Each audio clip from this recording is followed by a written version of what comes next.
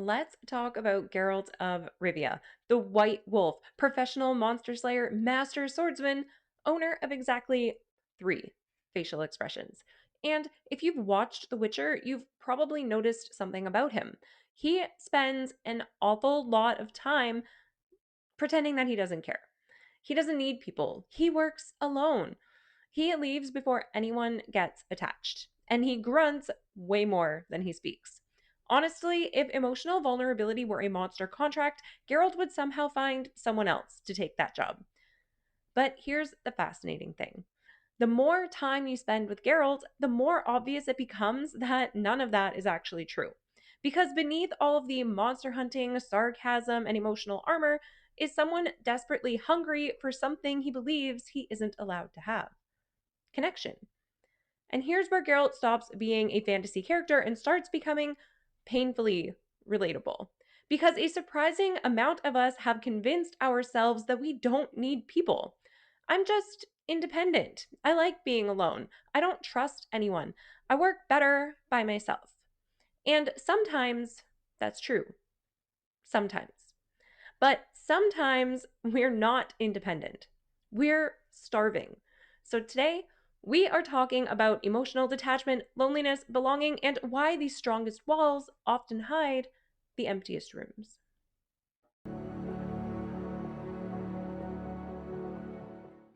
Welcome back, fellow mages, to the Grounded Mage, where we explore how myth and magic exist in everyday life. Before Geralt ever became the legendary White Wolf, he became something else first: an outsider. As children, witchers undergo horrifying mutations known as the Trial of the Grasses. Most of them don't survive. The ones who do are altered forever.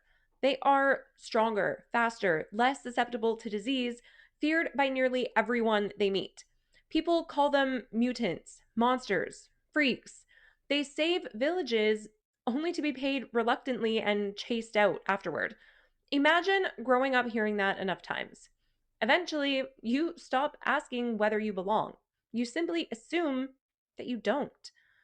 Psychologists call this rejection sensitivity, a concept explored extensively by Geraldine Downey and Scott Friedman. People who experience repeated rejection begin expecting rejection everywhere. Even neutral interactions start to feel threatening. They withdraw before anyone else has the chance to push them away. Notice how often Geralt leaves first.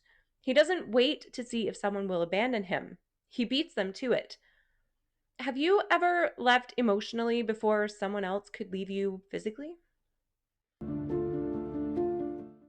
If you're a fan of The Witcher, this probably sounds familiar. Witchers don't have feelings, but they actually do. One of the biggest myths inside the show is that witchers don't feel emotions. Even Geralt repeats this statement. It's basically part of his identity. Except, have you seen the show? Because the evidence suggests otherwise. Geralt mourns, protects, loves, gets angry, laughs, sacrifices, worries. He just doesn't express those emotions in the way everyone expects them to be expressed. Psychologists call this alexithymia, when someone struggles to identify or describe emotions. Now, not every emotionally reserved person has alexithymia, but many people learn a similar pattern through childhood or trauma. Feelings become something to suppress rather than understand. Geralt isn't emotionless. He's emotionally untranslated. His feelings don't disappear, they just come out sideways, through actions instead of words, through protection instead of affection, through staying when he could have left. Sound familiar? Some people don't say, I love you. Some people shovel your driveway, fix your sink, drive 3 hours to help you move, or just sit beside you in silence. Geralt's love language is basically killing whatever is trying to eat you. Not exactly Hallmark, but still effective. If Geralt had his way, he'd probably continue wandering the continent forever with Roach and an impressive amount of emotional baggage. But then he meets Yennefer, and she sees through every carefully constructed wall. Not because Geralt suddenly becomes emotionally open, far from it. It's because she notices the contradiction. His words say one thing, but his behavior says something different. He insists he doesn't care, then he risks his life for strangers. He says relationships are complicated. Then he keeps coming back. Psychologist Carl Rogers believed that healing begins when someone experiences unconditional positive regard, being accepted without constantly having to earn your worth. Yennefer doesn't always agree with Geralt, but she refuses to reduce him to what the world says he is. And that is incredibly powerful. We need someone who refuses to believe the story we've been telling ourselves. Who has seen the goodness in you that you struggle to see in yourself? It might be time to thank that person. Yennefer cracks Geralt's armor, and then Ciri completely changes the reason why he wears it. At first, Geralt treats the law of surprise like an administrative error he would rather ignore. Nope, not my problem. Absolutely not. Which, incidentally, is Geralt's response to nearly 90% of emotional commitments. But eventually, something changes. He stops protecting Ciri because destiny says he should. He protects her because she's family. And family gives him something witchers rarely have: a place to belong. Psychologist Roy Baumeister, alongside Mark Leary, proposed the need to belong theory. Their research suggests humans possess a fundamental psychological need to form lasting, meaningful relationships. Not a luxury, a need. Loneliness isn't simply feeling sad, it's your brain signaling that something essential is missing, like hunger or thirst. Geralt spends years pretending he doesn't need belonging. Then Ciri arrives, and suddenly he becomes terrifyingly invested in someone else's safety. Funny how quickly our priorities change once someone matters. This would not be a Witcher episode if we didn't talk about Jaskier, the bestie Geralt never asked for. We need to take a moment to appreciate him because every introvert has a Jaskier. Someone who simply appears, keeps talking, invites themselves into your life, refuses to leave, and somehow, years later, they are your best friend. Geralt complains constantly. Jaskier annoys him relentlessly. And yet, when they separate after the dragon hunt, Geralt looks lost.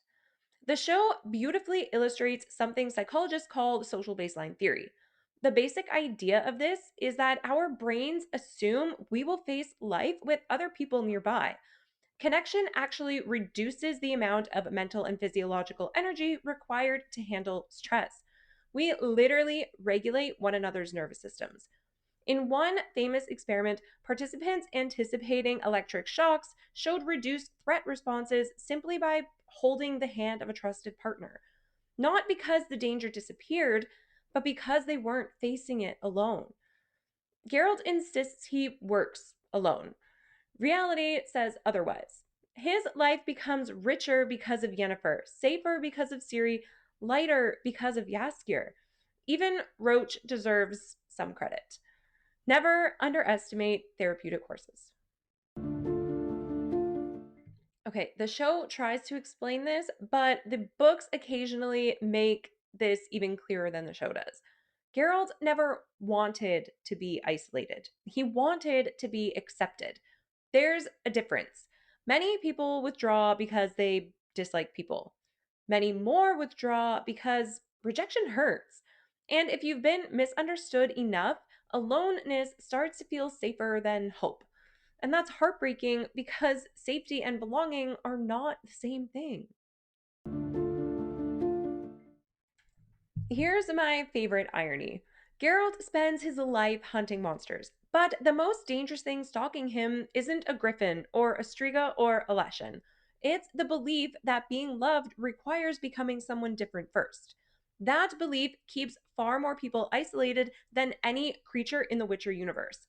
We tell ourselves, I'll open up when I've got my life together. I'll date when I'm less anxious.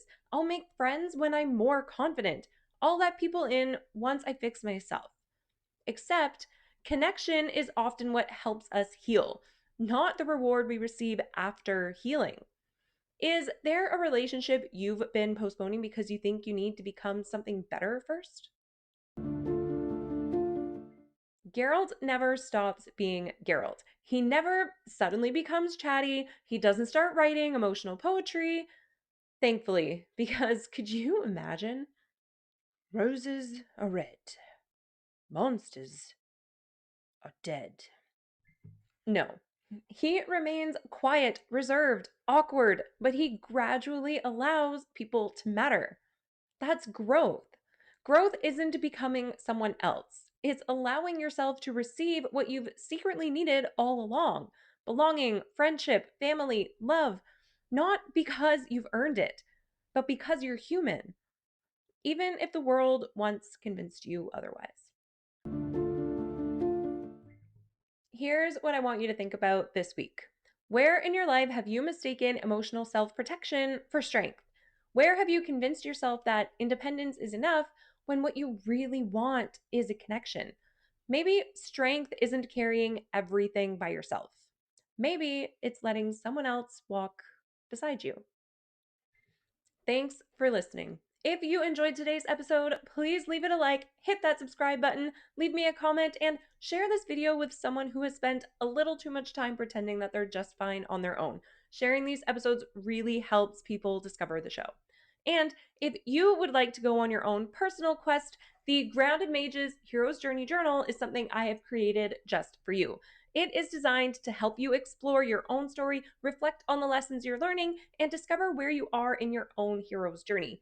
There is a freebie link in the description down below, and if you enjoy that, there's also links to purchase this item in the description down below. Next week is our season 2 finale, and we are ending it with one of the most misunderstood characters in all of fiction, Bruce Banner. Or maybe you know him better as the Hulk. We are going to explore anger, shame, trauma, and what happens when the parts of ourselves we try hardest to suppress eventually demand to be heard. Trust me, you won't want to miss that one. Until next week, fellow mages, make it make magic.